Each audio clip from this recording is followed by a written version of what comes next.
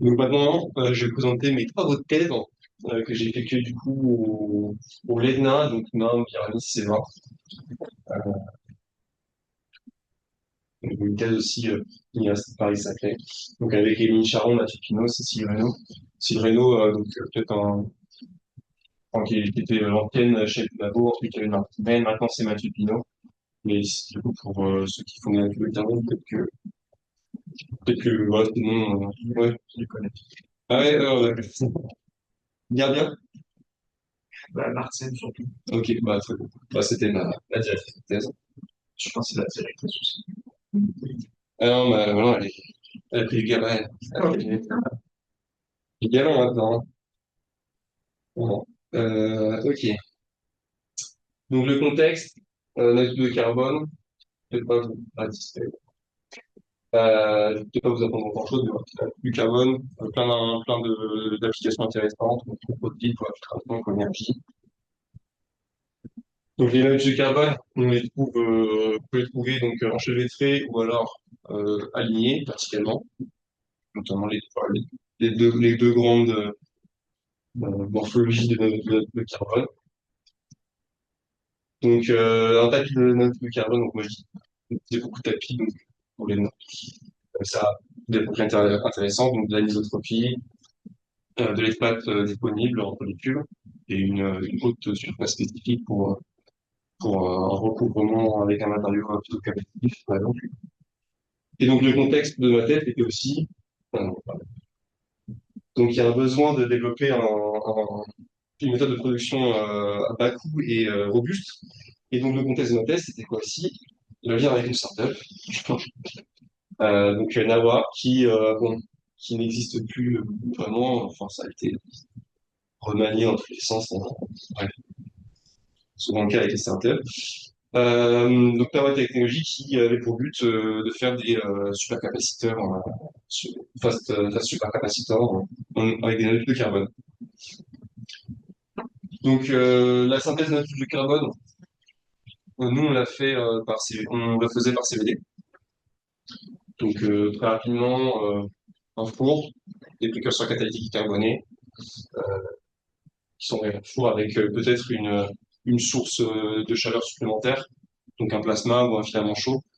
Ici, là, pour cette étude, on a évité cette source en plus, parce que ça fait des dépenses énergétiques en plus. Donc, c'est une désactivation thermique et catalytique du précurseur carboné par le catalyseur. Et on a une nucléation, une germination hétérogène qui est une nanotube de carbone sur la particule catalytique. Donc ici un petit schéma.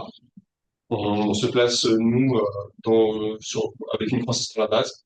Donc vous avez le substrat, la particule catalytique qui se dépose dessus, et ensuite le précurseur carboné qui se décompose et qui vient nourrir la particule pour sortir ce molécule de carbone. Donc la particule catalytique, dans notre cas, est restée à la base. Donc, la CVD, pour dire, c'est une technique qui est thermoactivée. Et il y a deux types de CVD. Il y a la CVD one step et la CVD two step. Donc là, ça pose assez problème dans la littérature en général, parce qu'à chaque fois que j'ai pu publier, on m'a fait des commentaires sur la méthode de l'option process, mais c'est pas l'intérêt, en fait, de toute l'étude, c'est de faire ça. Pourquoi? Parce que il y a plusieurs critères qu'on peut poser pour comparer ces deux types de synthèse. Donc, CVD two step, c'est quand on prépare le substrat avec le catalyseur déjà dessus. Ensuite, on le met dans le four et on envoie le précurseur de carbone. Alors que la CVD one step, c'est on met le substrat dans le four, on envoie en simultané le précurseur carboné et catalytique, et tout se fait dans le four. Ça enlève des étapes. Donc pour la CVD, effectivement, on a un avantage pour la CVD one step, pour ce qui va être de l'apport de précurseur carboné et catalytique, parce qu'on peut le faire en continu tout le temps sans s'arrêter. On a besoin de préparer en amont, et puis après on peut plus. Pour le contrôle, par contre, contrôle des particules catalytiques et des caractéristiques des natures de carbone, par contre, on a un meilleur contrôle en CD2 step parce que là, on peut préparer. la taille qu'on veut pour nos particules catalytiques sur notre substrat. Alors qu'en CVD one step, bah, on envoie tout les spécificités de carbone. Pour le coût global et la facilité de mise en œuvre de la méthode, la CVD one step est bien meilleure. Et pour la croissance continue de notre de carbone, la CVD one step, encore une fois, est meilleure que la CVD two step. Parce que la CVD two step, la quantité de catalyseur que vous mettez au début, elle est fixe, elle est limitée, puis ça va se consommer forcément pendant la synthèse. Alors que quand c'est des one step, c'est tout le temps rafraîchi, on envoie tout le temps du précurseur catalytique. Donc la CD one step, c'est un bon choix pour une implémentation industrielle en fait de la croissance de la nature du carbone. Ce qui est cohérent avec l'envie de la startup de faire ces supercapaciteurs en application. Donc pour l'état de l'art, rapidement, pour la télé de step to step, ce qui était dans la littérature présente, c'est une imitation en... Oui. Oui. Avec croissance continue. Est-ce que ça veut dire que tu n'as pas de limite sur la longueur de tube ou est-ce que c'est on crée des tubes en continu? Ça veut dire que tu es limité par ton tube en quartz dans lequel tu mets ton substrat. Parce qu'à un moment, le nanotube va croître et bah, il va rencontrer un mur. Et puis là, ça va commencer à boucher ton réacteur en quartz. Donc, mais oui, mais tu... Continu, ça veut dire Non. Bon, au bout d'un moment, peut-être qu'il y a certaines parties qui commencent à mourir. Mais ce qui a été vu, c'est qu'il faut faire plusieurs temps.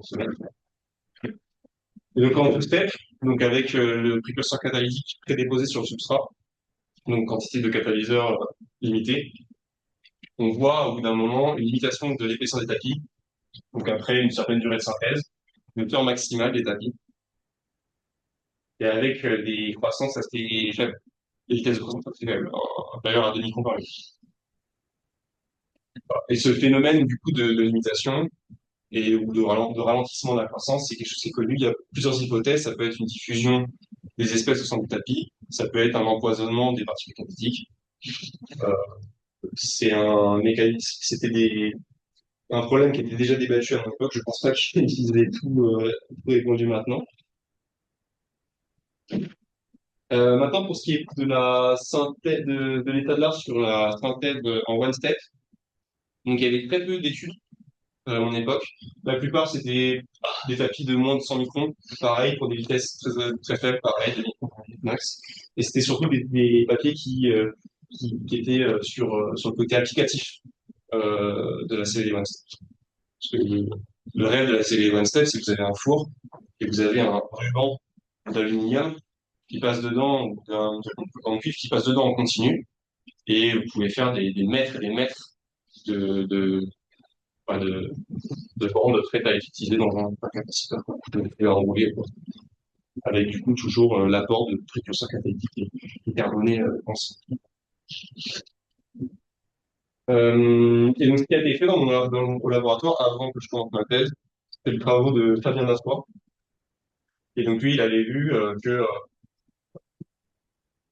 en faisant une croissance du carbone à partir d'acétylène, C2H2, avec un précurseur catalytique de fer, fluorescent, il obtenait pareil une hauteur de 120 microns max pour les tapis de carbone.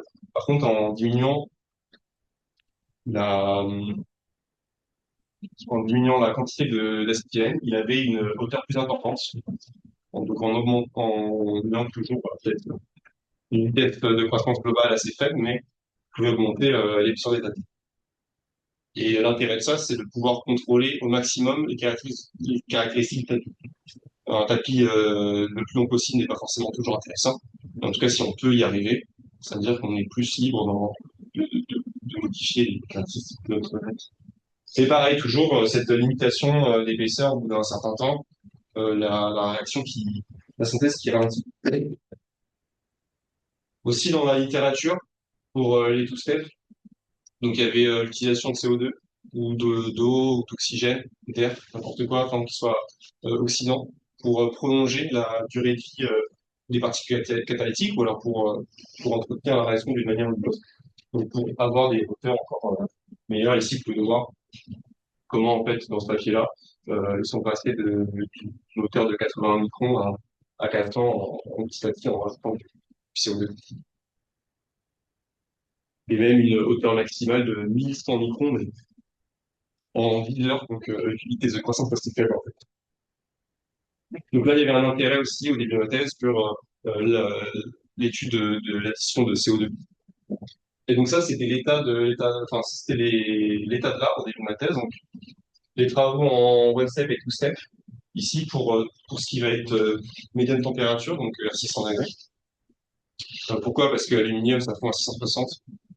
Donc si on voulait, contact n'a rien, toujours encore des notes de carbone sur aluminium, et ben on devait se mettre à 600 degrés. Donc à 600 degrés, on en était là. Les derniers travaux de Fabien Massois, avaient réussi à avoir des tapis un peu plus hauts avec des vitesses un peu plus rapides. Et ben, voilà, le but, c'était vraiment de réussir à pousser cette limite dans cette direction-là, avoir des tapis qui soient à la fois hauts et qui croisent rapidement. Donc voilà, les challenges, c'était les suivants. Donc, voilà. Vu que c'est un procédé qui est thermoactivé et que la procédé de carbone se fait principalement à 900 degrés, se mettre à 600 degrés, ça veut dire une diminution de la vitesse de croissance. Cette limitation de la hauteur des tapis avec la durée. Et cette question, est-ce que les tapis de carbone étaient dépendants de la qualité de surface des substrats d'aluminium? Quoi. Le but de la thèse, des tapis plus épais, plus rapidement, et l'étude des phénomènes physico-chimiques à 600 degrés, dans le but d'éviter ou de repousser cette limitation de dessin.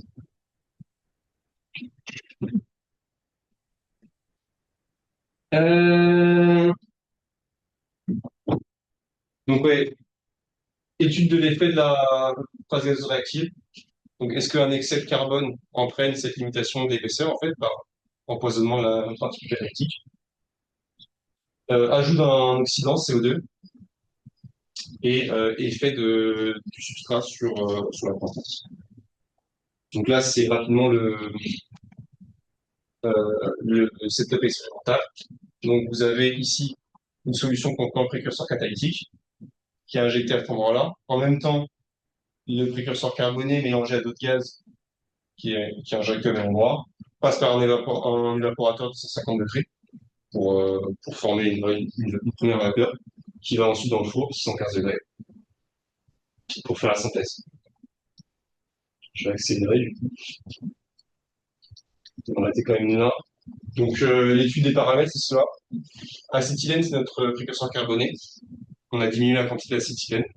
Moins de carbone, donc peut-être moins d'empoisonnement des particules catalytiques, donc une durée de vie plus grande. Excuse-moi, c'est quoi le reste de gaz? Argon, c'est porteur, 90%, ouais, ou 80%. Et hydrogène, ça aide à la décomposition du ferrocène, donc il y avait 10%. Et ensuite, le reste, c'était C2H2, CO2, les petits trucs qu'on rajoute en plus. Donc sur deux substrats, donc un substrat aluminium qui était laminé, donc qualité industrielle, vraiment prête à l'emploi, pas cher, ou alors un substrat d'aluminium poli, qui est du coup 100 fois plus cher que l'autre. Et juste une petite comparaison entre ces deux aluminiums.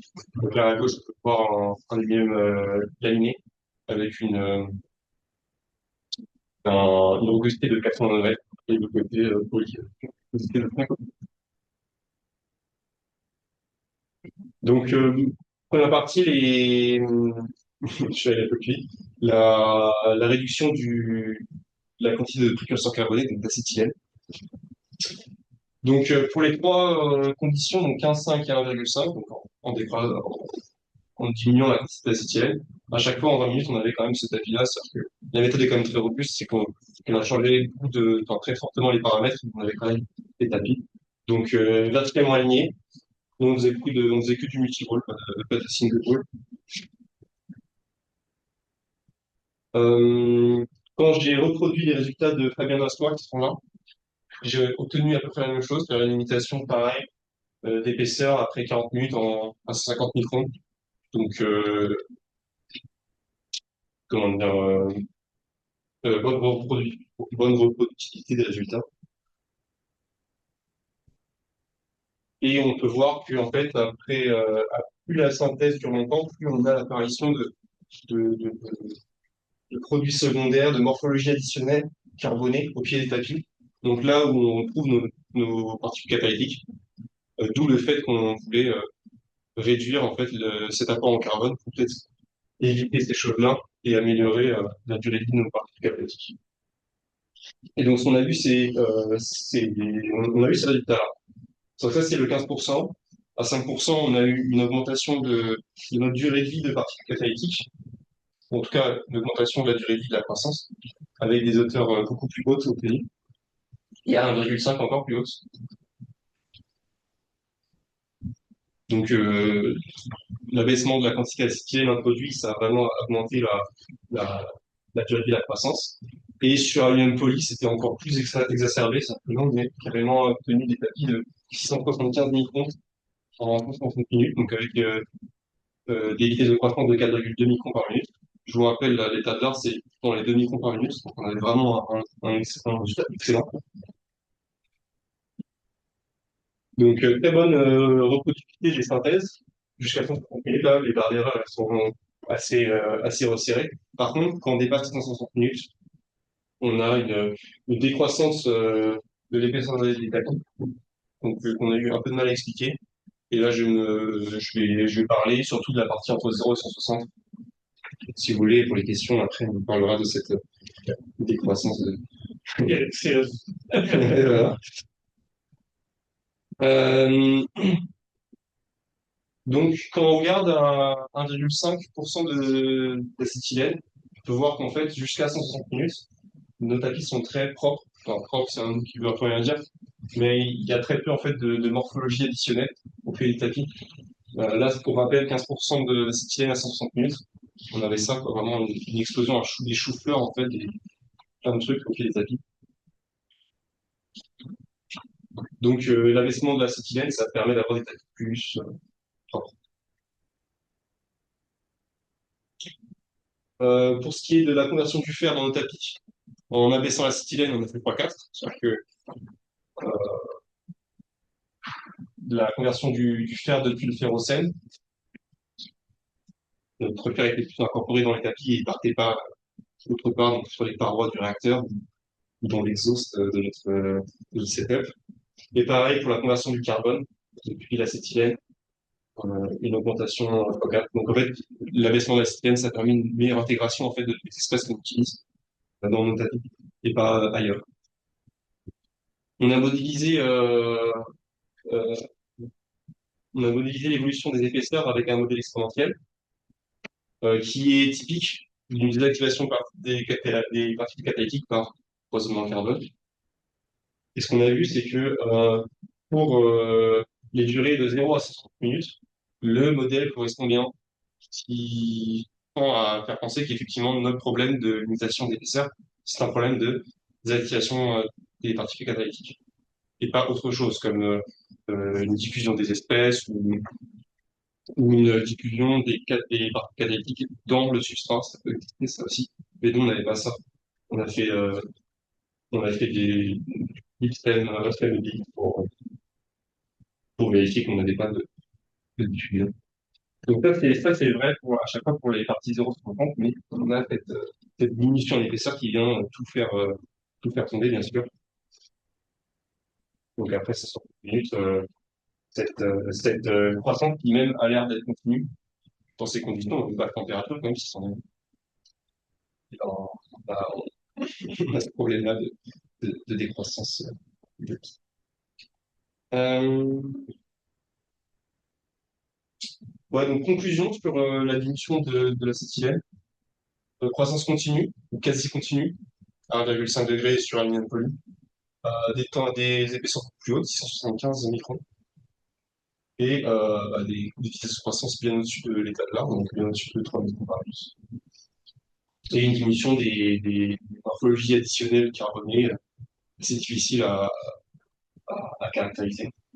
Et tous ces résultats, c'est encore plus vrai sur l'aluminium poly. Donc il y a un réel intérêt en fait à contrôler l'état de surface de son substrat.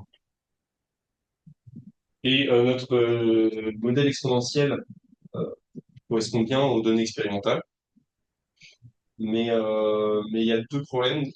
Donc le problème que à 1,5% d'acétylène sur aluminium poly, la croissance elle a l'air linéaire. Pour rappel, c'était cette courbe-là. Donc du coup, ça fait un peu mentir le modèle parce que on force le modèle sur un truc qui est linéaire. En fait, c'est pas très pertinent, quoi. Et il y a aussi ce problème de diminution des épaisseurs. Et je pense que j'ai encore 0 minutes. Voilà. Ok, bah, je vais juste. Je comprends pas ça. Je vais terminer avec voilà, les conclusions générales. Après, si vous voulez, on pourra y revenir, mais en tout cas, le contrôle de la phase